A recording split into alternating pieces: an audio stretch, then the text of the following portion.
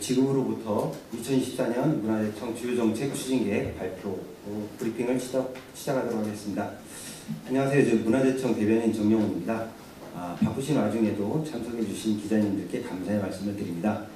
지금부터 문화재청의 2014년 주요 업무 계획을 최응천 문화재청장이 직접 설명드리는 시간을 갖도록 하겠습니다. 브리핑 진행 순서는 우선 최응천 청장이 올 한 해 문화재청이 추진하는 주요 업무 계획과 현안을 설명드리고, 이후 기자님들께서 질문을 해주시면 청장과 소관 국장들이 상세히 답변을 드리는 순서로 진행하도록 하겠습니다. 그러면 우선 최응천 문화재청장의 브리핑이 있겠습니다.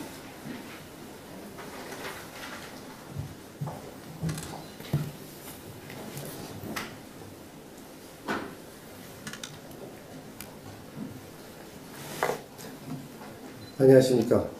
문화재청 청장 최응천입니다. 문화재청의 2024년 주요 정책에 대해 설명드리겠습니다. 문화재청은 지난 60여 년간 유지해온 문화재 체제를 국가유산 체제로 전면 전환하기 위해 지난해 국가유산 기본법과 문화유산, 자연유산, 무형유산, 유형별 법체계를 완비하였고, 오는 5월 17일 국가유산청 출범을 앞두고 있습니다.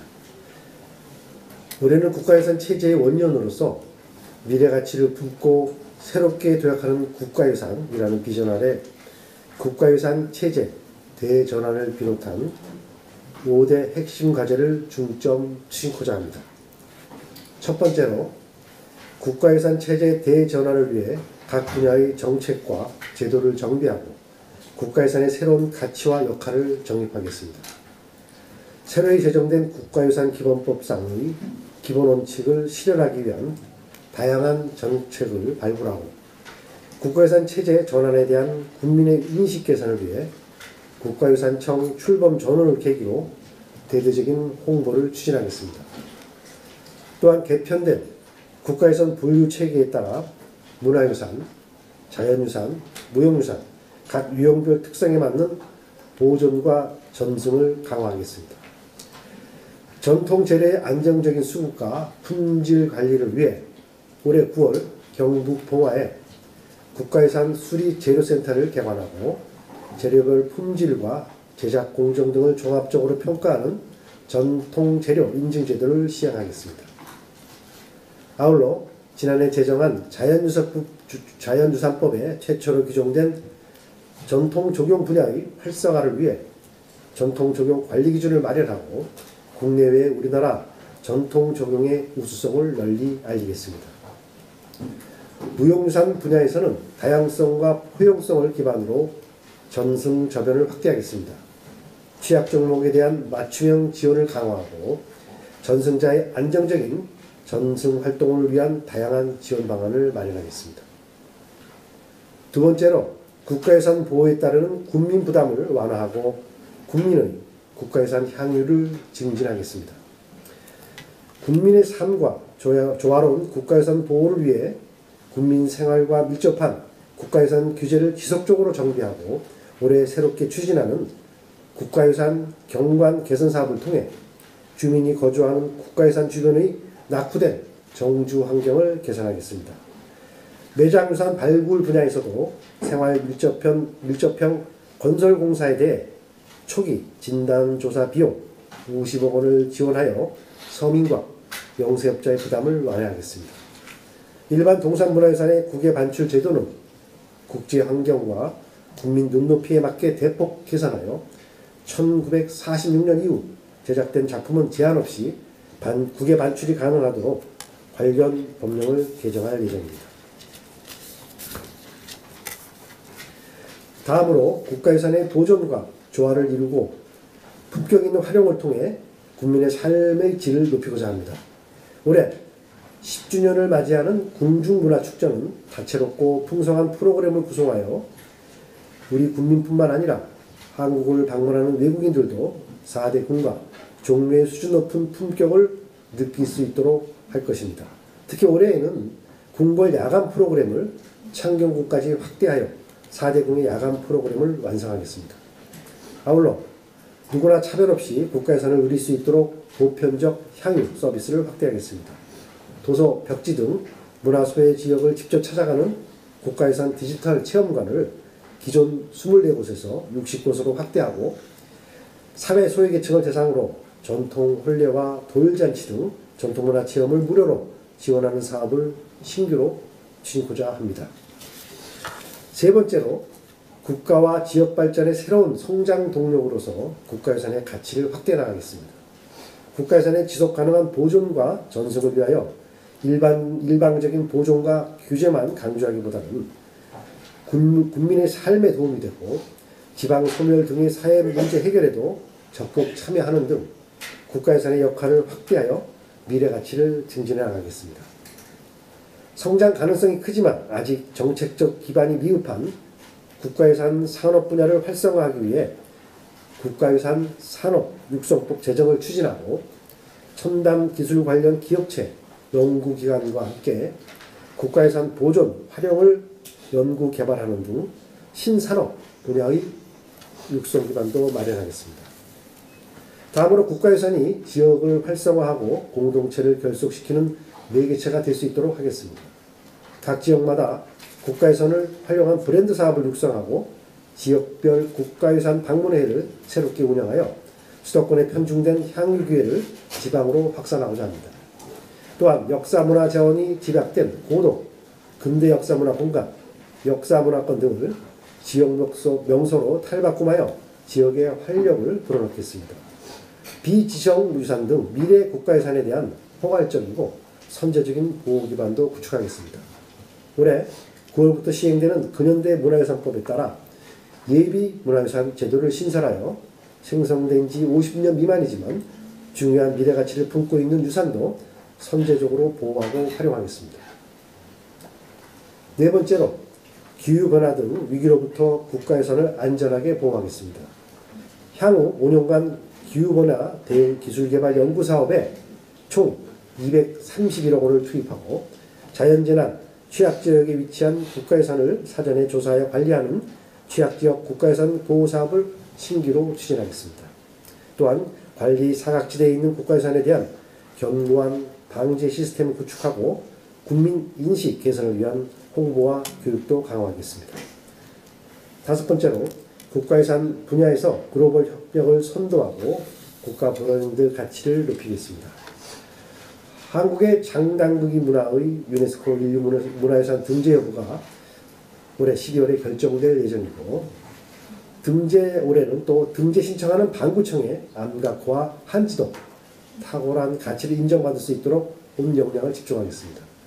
또한 문화유산 국제개발협력 규모가 작년 대비 173% 증가한 131억 원으로서 대폭 확대된 만큼 올해 본격적으로 착수하는 이집트 문화유산 복원 사업을 차질 없이 수행하고 남아메리카, 태평양 도서 지역으로까지 협력국을 확대하여 한국의 위상을 높여나가겠습니다.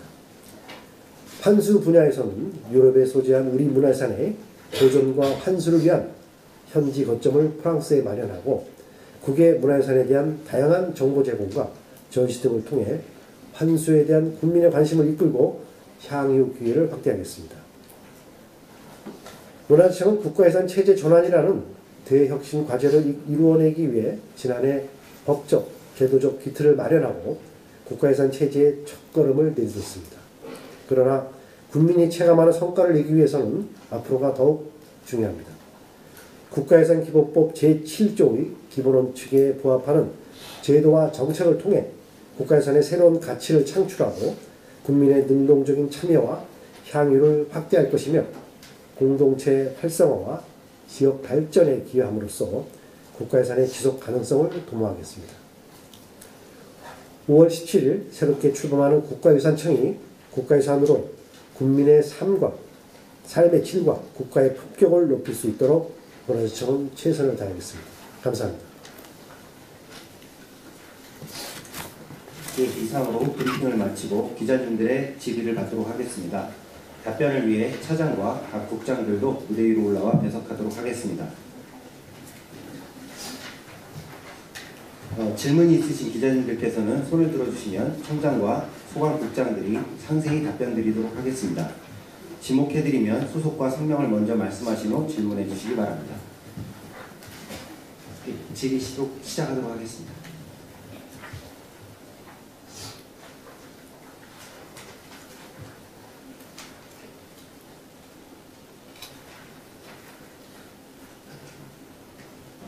질문하실 기자님 계신가요? 이성 기자.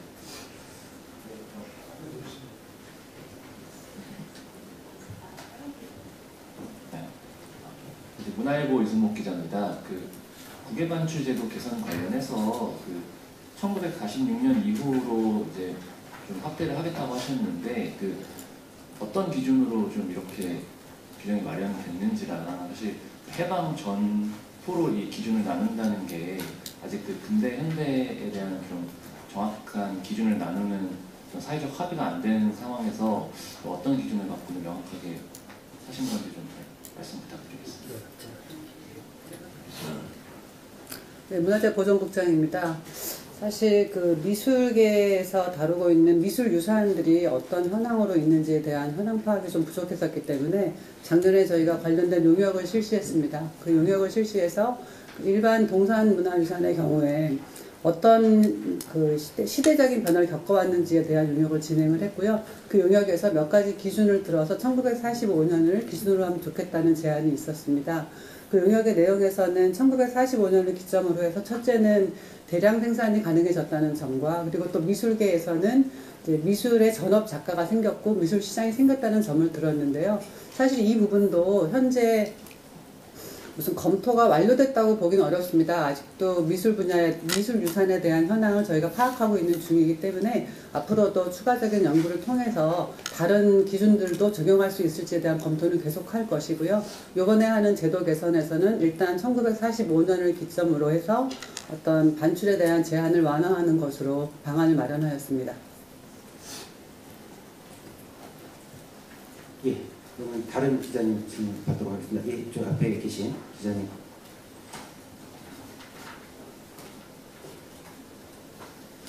중앙일보 강연입니다. 저도 방금 그 질문에 연장선상에서 여쭤보려고 했었는데요.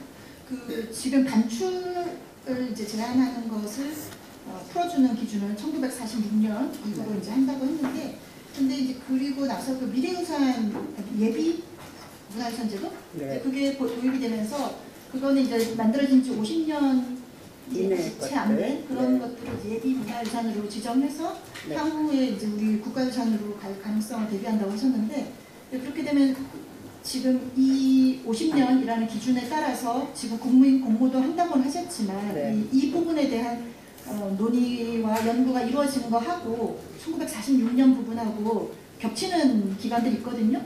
그렇게 되면은 미술유산은 기본적으로 좀 더 여지를 준다는 건지, 그러니까 지금 미래문화유산에 해당하는 거는 좀 더 뭐랄까 생활적이고 민속적인 내지는 뭐 국가의 어떤 뭐랄까 김연아 스케이트와 같은 그런 거에 해당한다는 것인지 그 부분 조금 더 명확해 주셨으면 합니다.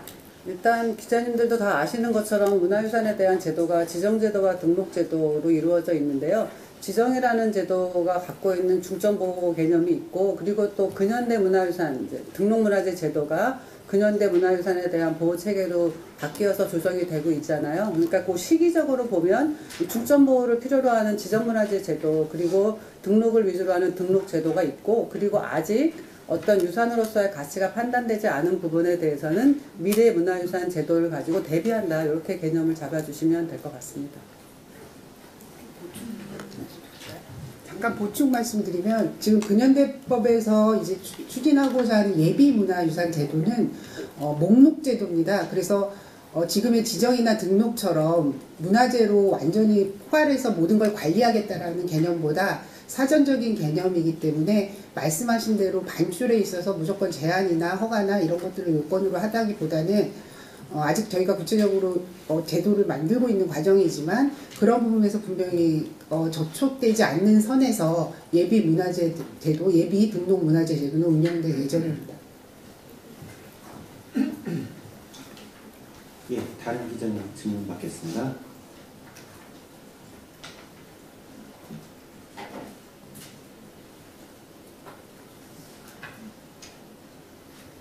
이쪽 중앙에 계신 기자님. 안녕하세요. 서울신문 박상현 기자고요. 자료 마지막 부분에 보면 우리 문화유산 보존을 활용하시는 데 현재부터 현장까지 마련한 것 같은데 이게 건립 시점이나 이런 부분에 대한 구체적인 계획이 있습니다.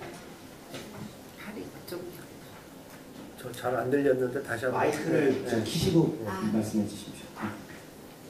자료 마지막 부분에 우리 문화유산 보존 활용을 위한 현지 거점을 프랑스 파리에 마련한다 이렇게 돼 있는데요. 이게 건립 시점이나 뭐 로드맵이 어떻게 되는지 구체적인 계획이 궁금합니다. 네, 그 해외 거점 부분은 올해 프랑스 국립도서관 소장 유무를 중점적으로 조사하면서 착수하는데요. 어떤 건립이나 이런 문제라기보다는 일정 거점 기간으로 조사 연구를 진행하면서 그 장기적으로 계속적으로 그 유럽의 그런 기능을 사무소로서의 기능을 할 수 있도록 할 예정이고요. 뭐 당장 뭐를 건립하고 하는 것은 올해 계획되어 있지는 않습니다. 장기적인 목표로 그렇게 운영해 날 계획입니다. 직원을 파견하기. 네, 저희 직원, 그러니까 국외소재문화재재단에 직원이 파견돼서 조사와 함께 그런 활동들을 수행할 예정입니다. 예, 다른 질문 있으신 기자님. 예, 이쪽 기자. 네, 저 동아일보의 서지원 기자입니다. 저희 다른 건 아니고 여기 2028년까지 자연재난 취약 국가유산 보호사업이라고 나와 있는데 이거에 대해서 조금 더 여쭙고 싶어서요.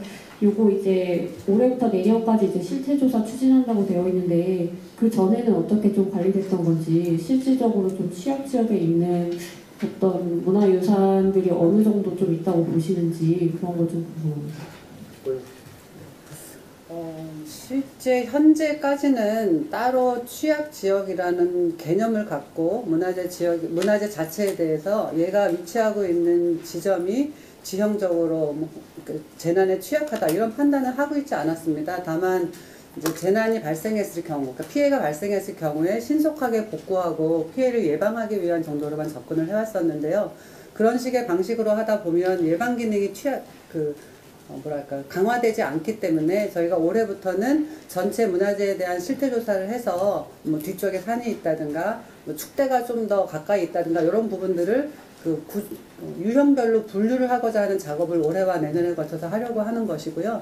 그렇게 어떤 요소가 취약하다는 것이 도출이 되면 그 취약한 요소를 어떻게 강화할 것인가에 대한 그 기준을 만들어 가려고 하는 게 지금 저희가 올해부터 시작하는 대위 대책입니다. 제가 보충 설명을 드리자면 이제 기후변화에 대응해서 가장 중요한 문제가 뭐냐면 사전 예방입니다. 예를 들자면 그동안은 우리가 이제 그 긴급 보수를 통해서 태풍과 집중호우를 통해서 재난이 발생하거나 문화재 피해가 생기면 그때 투입하는 거를 이제 그동안 계속 이루어왔는데 아시다시피 이게 긴급 보수라는 거는 이제 한계가 있거든요. 사전에 아까 우리 보존국장 얘기한 대로 재난에 취약한 지역을 사전에 점검을 하는 것이 필요한데요. 그동안은 이 작업을 모든 것은 이제 안전기준과가 중심돼서 해왔는데 저번에 이제 올해부터는 저희가 모든 분야별로 과별로다가 점검을다가 나눴습니다. 예를 들자면 국보부문은 유형문화재과 또 뭐 천연기념물과가 있듯이 이렇게 다 모든 분야를 각 과로다가 분산시키고 그걸 종합적으로 미리 사전에 점검해서 그걸 갖다가 종합 계획을 수립하는 그러한 올해부터 시행할 예정이 있다는 말씀드립니다. 예, 그 앞에 계십시오. 네, 매일경제 이하미 기자입니다. 자료 보니까 지금 문화재 정책이 보존 규제 위주에서 탈피해서 국민과 상생하겠다. 근데 뭐 최근에 뭐 개발 이슈와 관련해서 법적 다툼이 있었잖아요. 네. 그러니까 앞으로 방향이 좀 개발적으로 좀 전향적으로 바뀐다라는 거를 좀 선언하시는 건지 궁금합니다.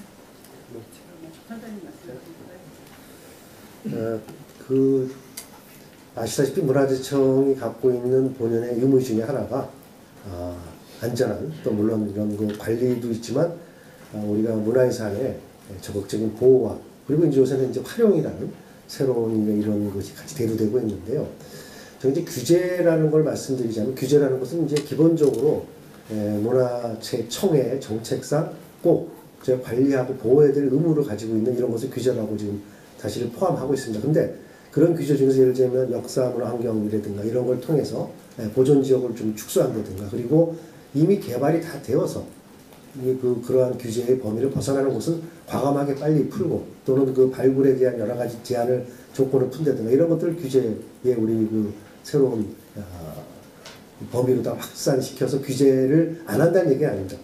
풀 수 있는 건 풀고 그 어떻게 보면 선택과 집중을 통해서 규제를 강화한다는 것보다는 있는 규제 중에서 일부는 저희가 해제해 나가는 쪽으로 가는 것이 아마 더 합리적이지 않은가 생각이 듭니다. 예를 들자면 얼마 전에도 뭐 기사에서 많이 다룬 걸로 알고 있습니다. 수원 화성 같은 경우가 그렇습니다. 수원 화성이 일률적으로 그게 적용이 되어 왔거든요. 그래서 그 부분을 좀 이미 많이 개발된 곳은 구역을 갖다가 조정을 한다든가 이런 것을 아마 수원 화성뿐이 아니라 근데 여기서 이제 한 가지 많은 분들이 우려하는 것이 그 문화재청이 모든 규제를 다 풀게 되면 혹시 문화환경, 문화재의 어떤 훼손이 이루어지는 게 아닌가 생각하시는데 아까 말씀드린 대로 저희가 그것을 다 고려해서 이미 풀 수 있을 정도의 그 규제는 과감하게 풀려고 하는 것이 저희들이 이번에 이제 추진할 사항이고요. 이미 2년 전부터 저희 규제를 하나 둘씩 이제 풀어나가고 있습니다. 그래서 그런 부분은 좀 더 명확하게 하고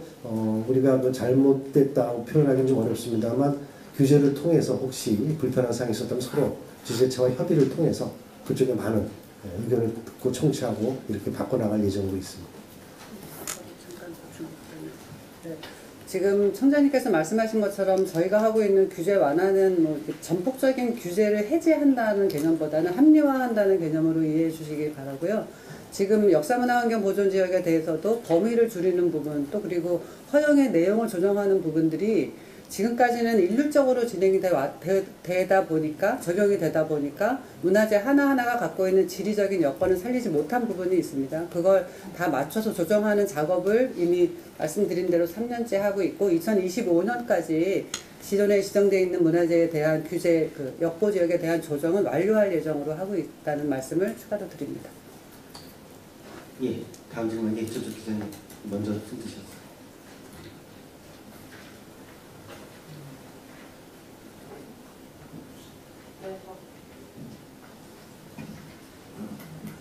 네, 저 연합뉴스 김예나라고 하는데요. 두 가지 질문이 있는데 5월 17일 날 출범하는 국가유산청은 지금의 문화재청과 비교를 했을 때 어떤 점이 혹시 크게 달라지거나 좀 눈에 띄는 그런 게 있는지 하나 설명을 좀 부탁드리고요. 그리고 두 번째는 계속 질문 나오는 건데 국외 반출 관련해서 지금 일반 동산문화유산 같은 경우에는 시행령에서 그 범위를 미술 같은 서화, 회화 같은 것도 규정을 하지만은 전정류라든가 다른 것들도 규정을 하고 있잖아요. 이번에 개정을 하려고 하는 거는 정확하게 어떤 범위, 그러니까 미술품만 한정을 하시는 건지 좀 명확하게 해주세요. 네, 기획조인관입니다. 첫 번째 질문 답드리겠습니다. 지난 62년간 문화재라는 용어를 가지고 문화재청의 조직 업무를 꾸려왔었습니다. 그 결과 국민들이 갖고 있는 인식 속에는 규제기관 혹은 개발에 제한이 되는 기관으로 인식이 되어 왔습니다. 저희가 5월 17일 국가유산청으로 바꾸자 한 취지는 문화재가 가진 가치를 일반 국민에게 널리 알리고 그 가치를 보존해야겠다는 인식을 확산시키기 위한 그런 기관으로 거듭나오자 합니다. 지금 저희 본청 내부의 조직이 정책보존활용국으로 편제가 되어 있습니다만은 국 내부 간의 과 간의 연계성은 거의 없는 편입니다. 앞으로 바꿀 저희 내부 편제는 문화, 자연, 무형 각 유산별로 전문성 있는 기구 편제를 가져가서 해당 유산에 대해서 총괄적으로 정책과 보존과 활용 정책을 이어가는 그런 체계로 개편해 가고자 합니다. 네, 아까 반출에 대해 말씀하신 거 답변 드리는데요. 맞습니다. 일반 동산문화재의 유형은 4가지로 구분이 되어 있고 첫째는 미술 분야, 그리고 두 번째는 전적 분야, 그리고 생활기술 분야, 그리고 자연유산으로 구분이 되어 있는데요. 각각의 자연유산에는 원래 1950년, 아까 제작된 지 50년이라는 개념이 원래 없었기 때문에 3개 분야가 사실은 그 규정을 갖고 있습니다. 그런데 지금 시행령에 대한 작업은 이제 어느 방향으로 갈 것인지에 대한 것은 지금 말씀드린 것처럼 1945년을 기준으로 하기로 했고 정확한 시행령의 문구는 지금 검토 중에 있습니다. 그래서 미술 말씀하신 것처럼 미술 분야만으로 한정할지 아니면 전적과 생활기술로까지 갈 수 있는지에 대해서는 지금 지정된 문화재나 혹은 등록문화재 등 이제 관련된 현황들을 좀 더 살펴보고 결정할 예정입니다. 아까 왼쪽에 손드셨던 기자님.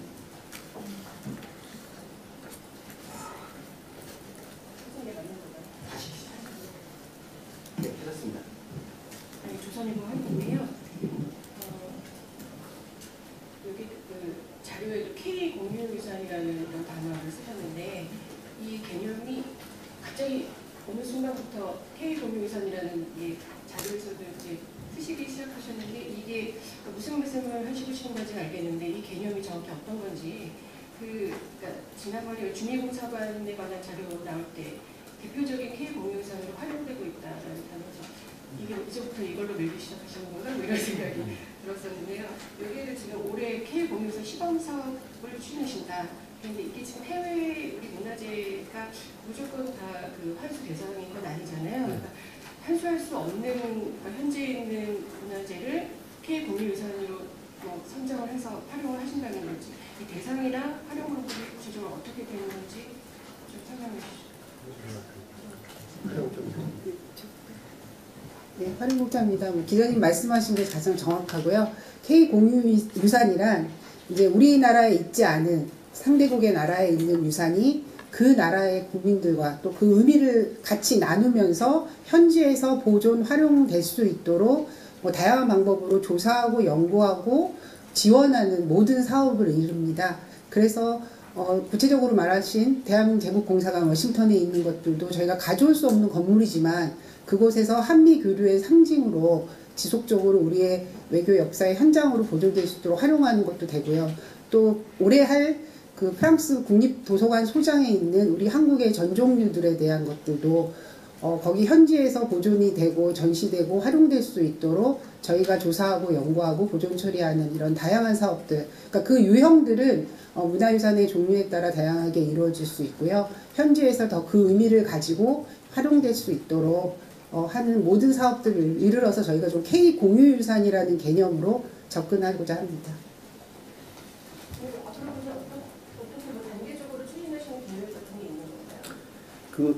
아까 홍 기자님 말씀대로 뭐 미 공사관 건물이 저희가 대표적인 공유유산의 사례가 될 텐데요. 그게 이제 주로 건물이라든가 거기에 그 부동산, 다시 말해서 이런 그 문화유산들을 중점적으로 발굴하고, 예를 들자면 아직도 저희가 그 전 세계 흩어져 있는 이러한 그 근대사 관련 건물이라든가 또 그런 유적이라든가 이런 것들을 제가 파악을 하고 있습니다. 그래서 그런 거를 통해서 어떻게 보면 지금 그 미 공사관은 뭐 제가 얼마 전에도 미국을 직접 공사관 건물을 방문을 했습니다만 굉장히 많은 관람객들이 이제 방문을 하고 있고, 또 최근에는 셔틀버스까지 운행이 되면서 워싱턴에 하나의 명소로 자리 잡고 있거든요. 이런 걸 좀 더 이제 미국뿐이 아니라 여러 군데 지역에 이제 발굴할 예정입니다. 아울러서 이제 공유유산이라는 자체가 일단 일반 문화재, 그러니까 소위 얘기하는 문화유산의 어쨌든 그 개념보다는 좀 더 광범위한 그 개념으로 보시면 되겠고요. 그 목적은 주로 활용에 그 방점을 주고자 이걸 이제, 그러니까 어떻게 보면 국내에서 떠나 있는 그 문화유산도 해당이 됩니다만 그쪽에서 오랫동안 자리 잡으면서 하나의 그 어쨌든 그쪽에 숨어 그 삶의 그걸 남아 있는 이러한 그 유산들을 아마 K 공유유산이라는 그런 목록화해서 지금 작업을 하고 있습니다. 그래서 그것은 점차 확대될 예정으로 있습니다. 예, 앞에 계신 기자님.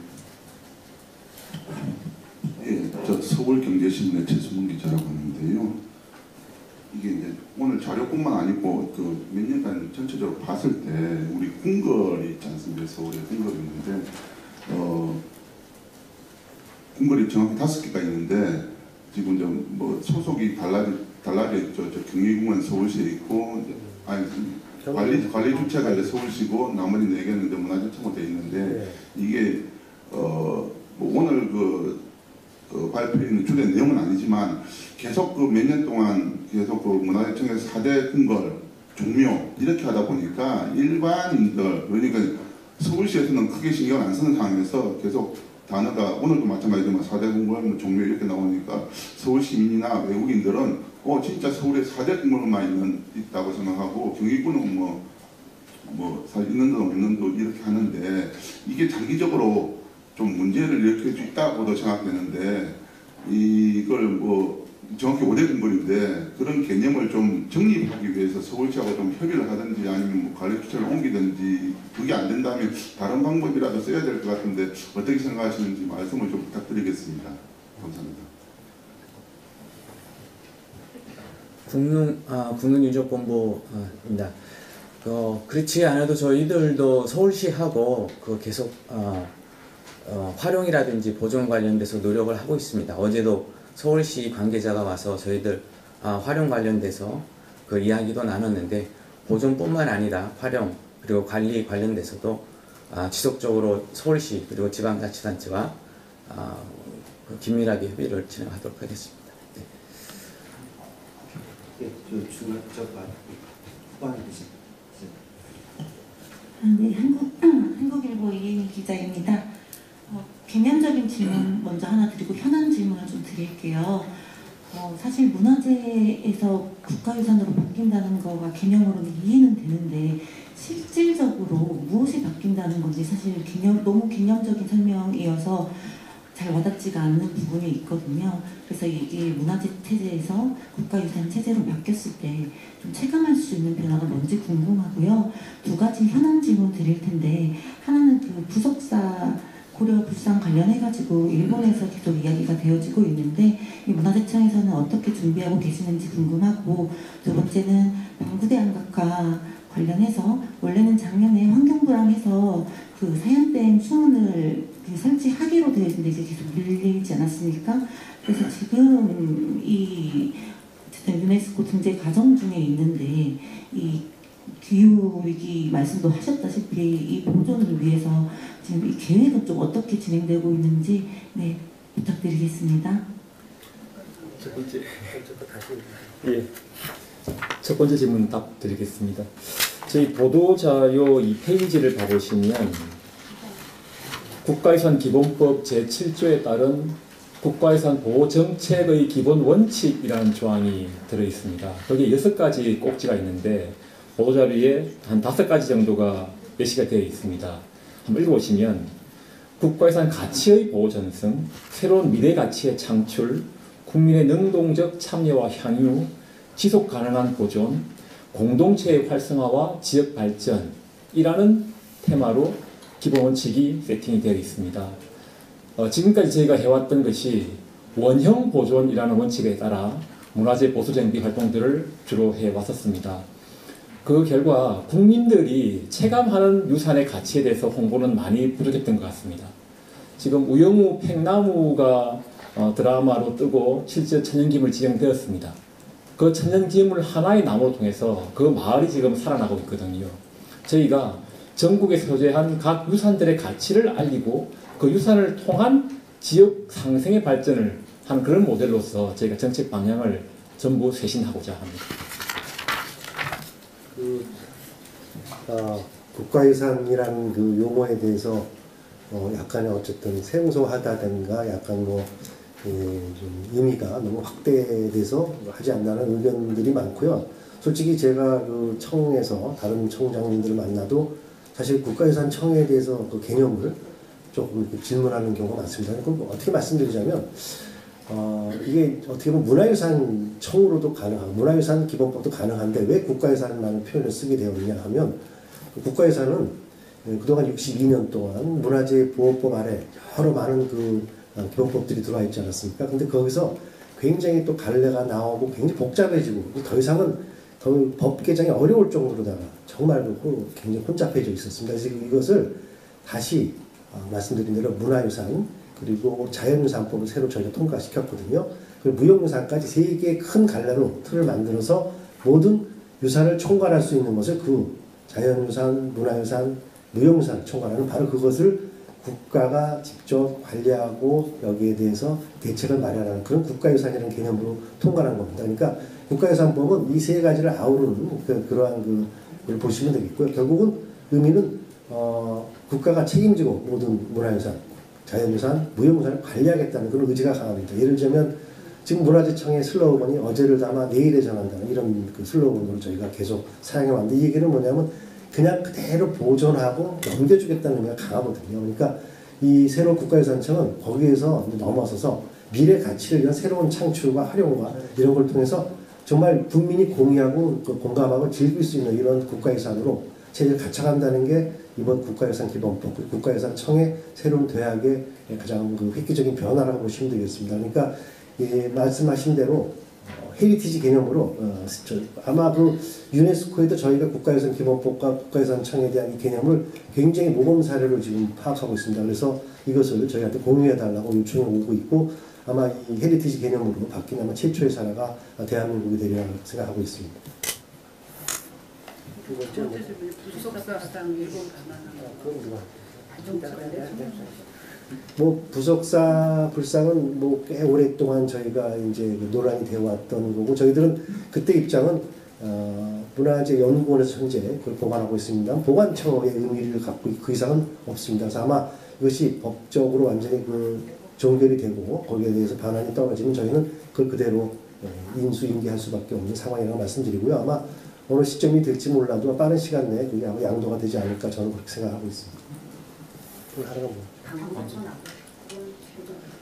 방구천 암각화는 아까 말씀드린 사연대 문제는 저희가 아직도 계속 접촉을 해결하고 있습니다. 다만 우리가 요구하는 것은 유네스코의 세계문화유산으로 등재되기 위해서는 이것이 반드시 해결돼야 된다. 그리고 분명히 그 실사단이 나옵니다. 그 전까지 이 방구천 암각화의 보존 대책 그 분명히 마련할 것이 그것이 아마 이루어지지 않으면 유네스코 실사단의 그 보고서가 잘 써질 이유가 없을 거고 아마 그렇게 되면 저희들이 아무리 노력을 해도 유네스코에서 등재 여러 가지 보류라든가 이런 나올 수가 있기 때문에 지자체가 굉장히 협력을 하고 있고요.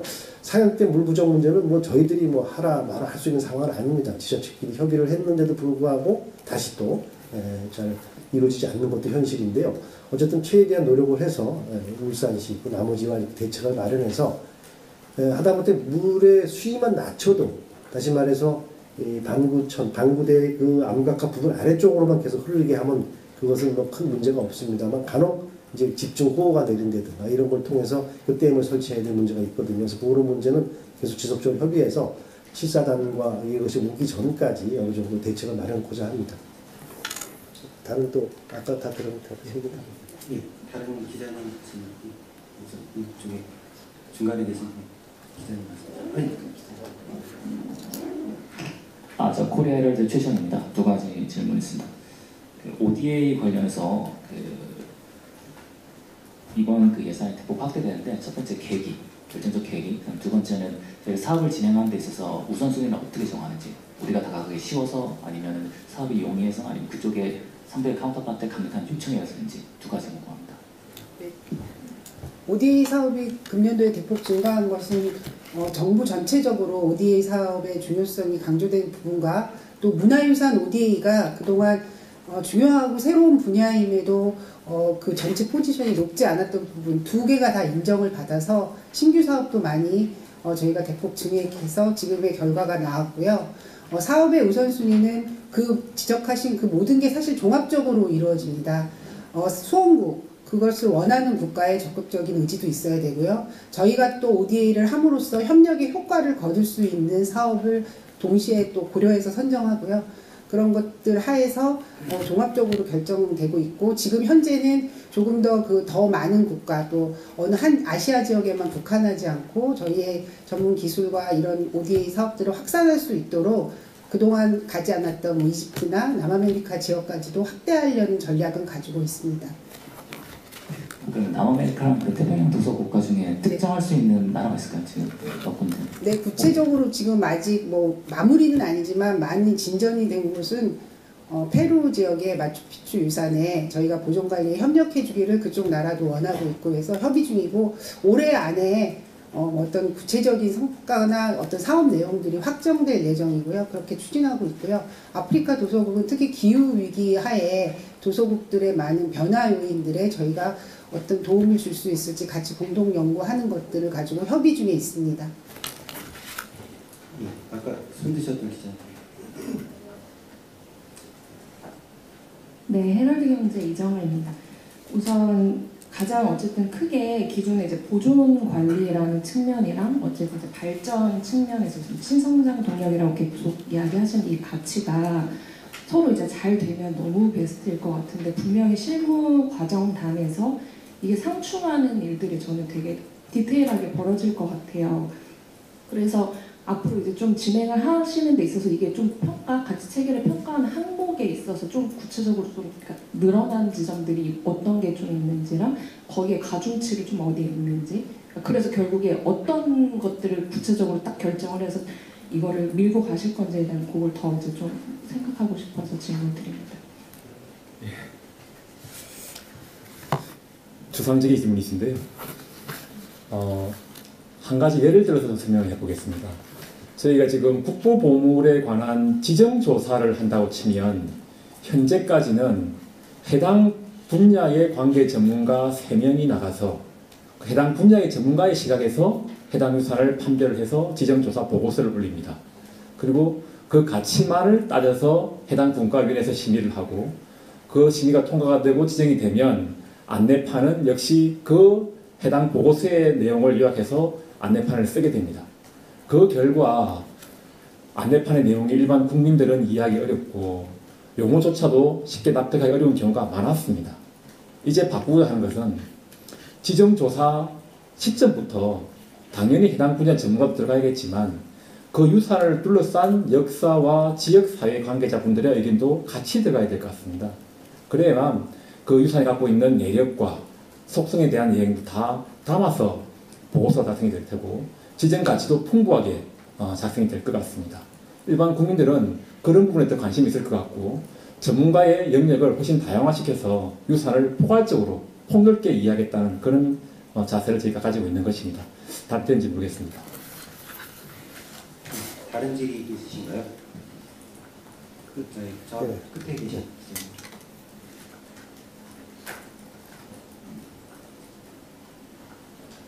방송 위기한 기자입니다. 아까 기후변화 관련해서 재난재해 관련해갖고 이렇게 좀 선제적으로 대응하겠다 이렇게 각 파트별로 나눠가지고 이렇게 보호하겠다라고 했는데 전통 사찰의 경우에는 그 자체가 문화재인 경우도 있는데 그 안에 보물이나 이 문화재들을 품고 있는 경우들도 굉장히 많이 있거든요. 그런 경우에는 그 부분만 이게 보존 보호를 하시겠다는 건 포괄적으로 좀 넓게 좀 보호하시겠다는 건 좀 궁금합니다.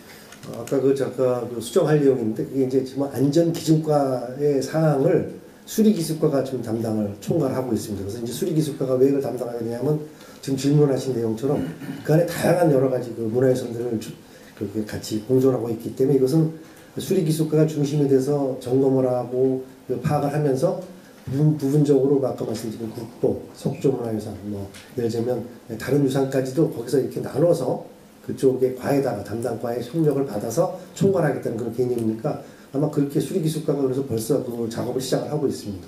그래서 그렇게 보시면 되겠고요.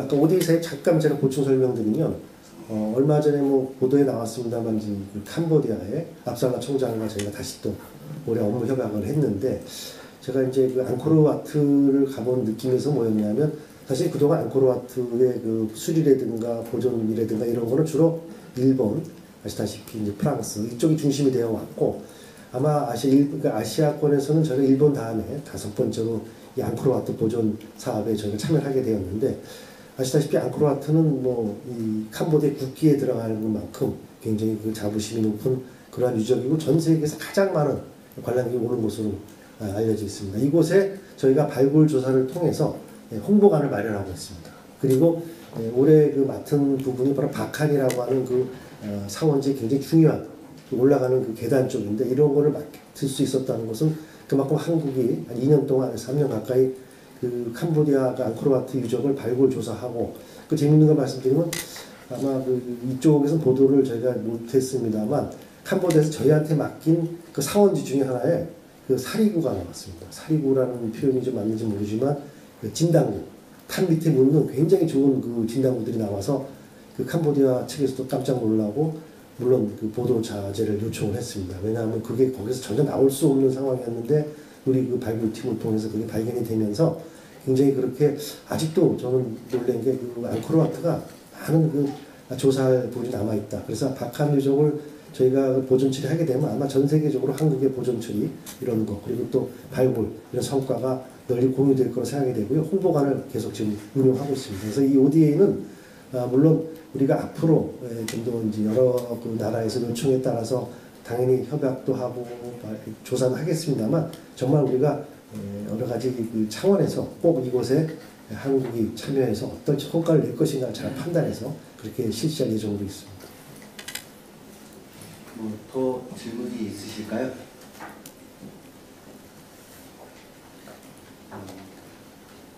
네, 그러면 더 이상 질문이 없으시면 이것으로 브리핑을 마치도록 하겠습니다.